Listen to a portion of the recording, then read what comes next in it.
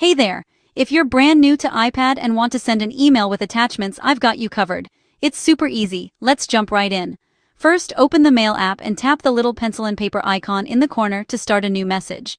Now, just tap in the body of your email so your keyboard pops up. Right above your keyboard, you'll see a row of handy icons. Look for the paperclip if you want to attach a file, like a PDF or a Word doc from your Files app. Tap the photo icon to pick pictures or videos from your library, or tap the camera to snap a photo or even scan a document right into your email. Once you've attached what you need, just hit the blue send arrow in the top corner. Done. But what if you don't see those icons? No worries. Just long press or double tap in the message area. A black pop-up menu appears.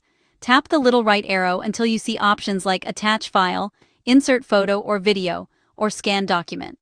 Choose the one you want, pick your file, even from iCloud Drive or Google Drive, and you're good to go.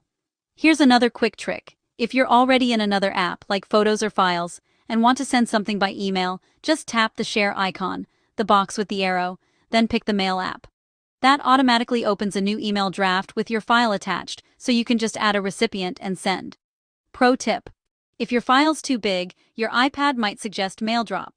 That sends a secure iCloud link instead of the file itself. Super helpful for sharing large stuff. And that's it.